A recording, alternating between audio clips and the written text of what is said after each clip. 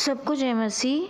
हम परमेश्वर से किस तरह से बात कर सकते हैं, इस श्रृंखला में हमने पहले देखा स्तुति आराधना, दूसरा देखा प्रार्थना के द्वारा हम परमेश्वर से बात कर सकते हैं। तीसरा आज हम देखेंगे दशमांश को। हम जब दशमांश देते हैं तो किस रीति से हमें परमेश्वर का आशीष मिलता है। प्रियो, ये वचन ऐसा है जिससे हमारे कर्जे भी मिट सकते हैं, क्योंकि हम देने के द्वारा परमेश्वर से बात कर रहे हैं। जब हम देते हैं तो परमेश्वर हमारे जीवन में किस रीति से आशीषों को देता है वो देखेंगे। और जिन जिन पर कर्जा है उनके लिए मैं प्रार्थना करने वाली हूँ। परमेश्वर आप सब के कर्जे से मुक्ति दिलाने वाला है आपको। तो आइए व्यवस्था विवरण के 15वां अध्याय से और नए नियम के 2 कुरिन्थियन से हम वचनों को देखेंगे। हर एक जन जैसा मन में ठाने वैसा ही दान करे, न कुड़कुड़ के और न दबाव से, क्योंकि परमेश्वर हर्ष से देने वालों से प्रेम रखता है।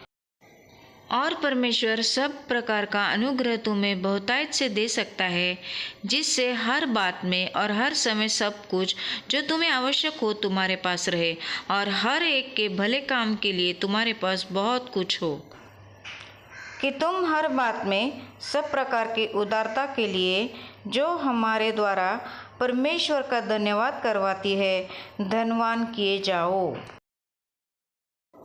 तो प्रियो, जब हम परमेश्वर के राज्य में कुछ बोते हैं या कुछ देते हैं तो परमेश्वर हम पर आशीष देता है।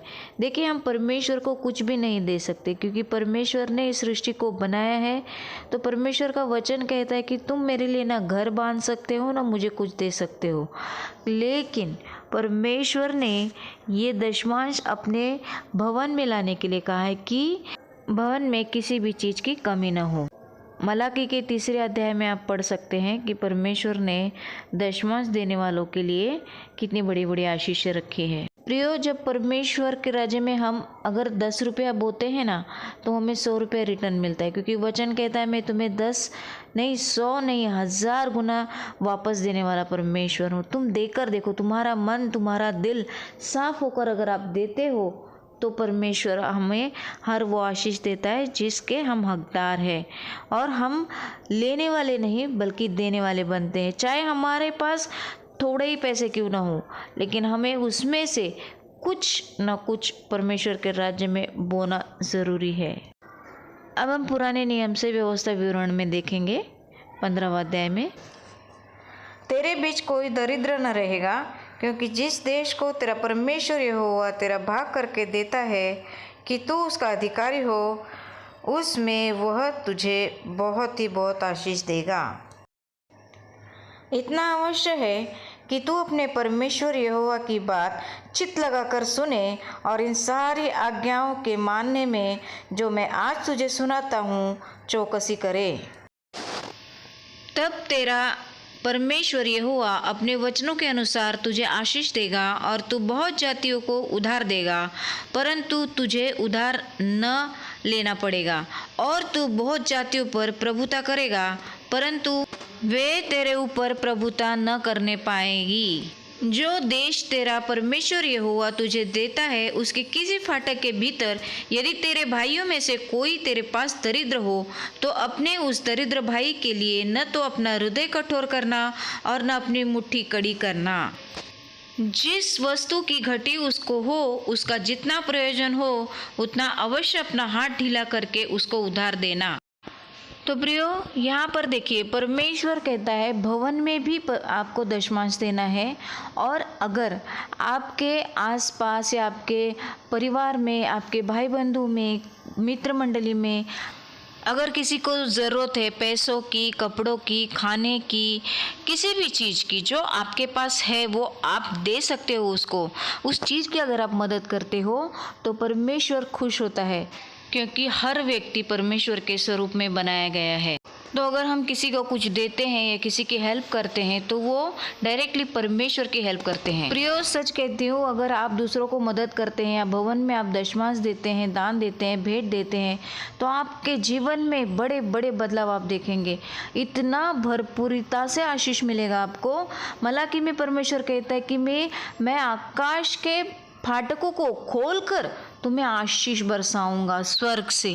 तो कितनी अद्भुत बात है ना प्रियो। ऐसा मत सोचिए कि मेरे पास 1000 ही रुपया है, मैं कैसे किसी को दूं, मेरे पास इतना कम पेमेंट आता है, मैं कैसे उसमें से दूं। नहीं, परमेश्वर को बहुत ज़्यादा नहीं, लेकिन थोड़ा भी आप देते हैं, वो परमेश्वर आपकी भेंट को, आपके दशमांश को देखता है और आपको बहुत बड़ी आशीषों को देता है। ये वैसे ही बात है प्रियो, जैसे एक किसान खेत में 1 बोरी अनाज बोता है और बदले में वो 50, 60, 100, 200 उसके देखभाल के अनुसार वो फसल काटता है। तो आप अपने क्षमता के अनुसार दीजिए और बहुत सारा आशीष परमेश्वर से पाइए। निश्चित आप धनवान बनेंगे और देने वाले बनेंगे। तो प्रियो, हम कर्जा मिटाने के लिए परमेश्वर से प्रार्थना करेंगे। तो आइए हम प्रार्थना करते हैं, आंखों को बंद करेंगे। धन्यवाद पिता, हम नम्र दिन होकर आपके चरणों में आते हैं और हर एक गलती गुनाह पाप को अंगीकार करते और आपके पवित्र लहू से धो देते हैं पिता। यस मेरे राजा, हमारे विरोध में चलने वाले हर एक व्यक्ति को, हर एक भाई बहन को हम क्षमा करते हैं और आपके पवित्र हाथों में देते कि आप उनका उद्धार करें पिता। अगर मेरे जीवन में मेरे कोई गलती के द्वारा या कोई किए हुए पाप के द्वारा या गलत बातों के द्वारा अगर मैंने कर्जे की आत्मा को मेरे जीवन में लिया है, तो मैं उसको यीशु के नाम से रद्द कैंसिल करती हूँ या रद्द कैंसिल करता हूँ। मेरे जीवन में मैं कर्जे की आत्मा को अस्वीकार करता हूँ या करती हूँ। धन्यवाद पिता, तूने मुझे लेने वाला नहीं परंतु देने वाला बनाया। मैं विश्वास करती हूँ या करता हूँ कि परमेश्वर ने मुझे हर एक कर्जे से मुक्ति दिलाई है। यीशु नासरी के सामर्थ्य और पवित्र नाम में मांगा है पिता, और आपने मेरे कर्जे माफ़ कर दिए। आमेन आमेन। परमेश्वर आप सबको आशीष दे।